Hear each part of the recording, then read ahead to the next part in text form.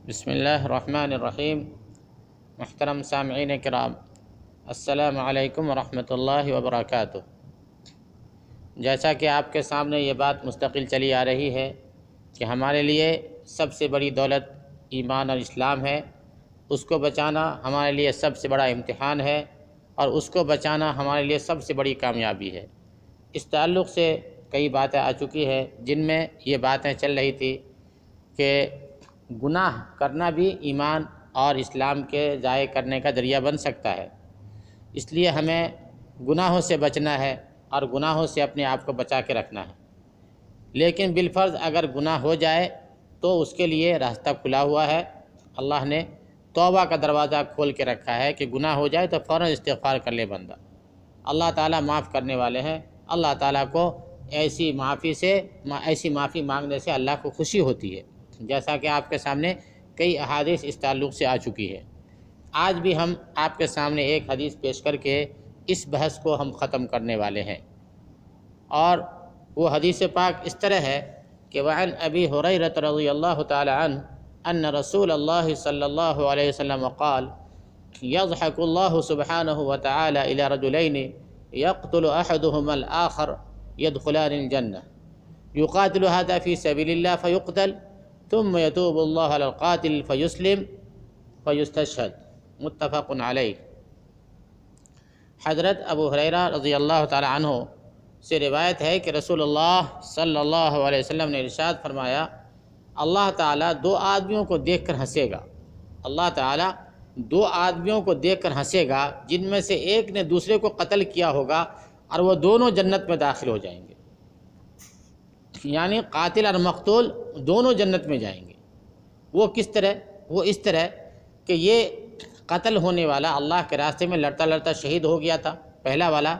ان میں سے ایک کا حال یہ تھا کہ وہ اللہ کے راستے میں لڑتے ہوئے شہید ہو گیا تھا تو وہ جنت میں گیا، اور دوسرا کا حال یہ ہوگا کہ اللہ تعالیٰ اس کافر کو بھی توبہ کی توفیق دیں گے۔ اس دوسرے کو جس نے پہلے والے کو قتل کیا تھا اس کو بھی اللہ توبہ کی توفیق دیں گے، اور یہ شخص اسلام لے آئے گا اور یہ مسلمان ہو جائے گا، اور پھر یہ بھی اللہ کے راستے میں شہید ہو جائے گا۔ اس طریقے سے یہ دوسرا بھی جنت میں چلا جائے گا۔ تو بھائیو، اللہ کی رحمت، اللہ کی مہربانی کس طرح سے ہو جائے کچھ بتایا نہیں جا سکتا۔ اللہ تعالیٰ ایک کافر کو ایمان کی توفیق دے دیں تو یہ اس کے لیے کوئی مشکل نہیں ہے، اور اگر ایمان کی دولت کسی کو مل گئی تو اس کے یقینی طور پہ سارے گناہ پہلے کے معاف ہو جاتے ہیں۔ چاہے کتنا بڑا گناہ کیا ہو، اگر سچے دل سے کوئی شخص اسلام میں داخل ہوتا ہے تو اللہ تعالیٰ اس کے سارے گناہوں کو معاف فرما دیتے ہیں، اس کی زندگی ایک دم نئی شروع ہو جاتی ہے۔ جس دن سے وہ اسلام میں آیا وہ سمجھیے کہ وہ ایک بچہ کی طرح پیدا ہوا ہے، اس بچے کی طرح ہو گیا جو اپنی ماں کے گود میں کھیلنے والا ہے، جس کا کوئی پاپ، کوئی گناہ اور کوئی غلطی نہیں ہوتی۔ ایسا ہی وہ شخص ہو جاتا ہے جو اسلام میں داخل ہوتا ہے۔ تو اسلام لانے کے بعد اس کے سارے گناہ معاف ہو گئے، اور اس آدمی نے اللہ کے راستے میں شہادت کا بھی مرتبہ پایا۔ تو اس طریقے سے دونوں کے دونوں جنت میں داخل ہو جائیں گے۔ تو اللہ تعالیٰ ہی راستہ کھولنے والے ہیں، اللہ ہی تعالیٰ حالات کو بنانے والے ہیں۔ چاہے کیسے بھی حالات ہو، ان میں اللہ سے دعا کرنا چاہیے کہ اللہ یہ حالات ہمارے لیے سازگار بنا دیجئے، یا اللہ ہماری طاقت نہیں ہے اس کو کنٹرول کرنے کی، یا اللہ آپ ہی ہماری مدد فرمائیے۔ اللہ سے ہر معاملے میں، کوئی بھی معاملہ ہو، اللہ سے مدد مانگنا چاہیے، اور ساتھ ساتھ جو ہے اللہ نے جو طاقت ہم کو دیا ہے اس کا بھی استعمال کرنا چاہیے۔ اللہ سے بھرپور مدد مانگیں، اور جو طاقت ظاہر میں اللہ نے ہمیں دیا ہے، ہاتھ پیر اور جو اندرونی طاقت انسان کو برداشت کرنے کی، اور جو دیگر طاقت ہے اس کو جو ہے استعمال میں لانا ہے۔ انشاءاللہ اللہ کی مدد ساتھ آ کے رہے گی۔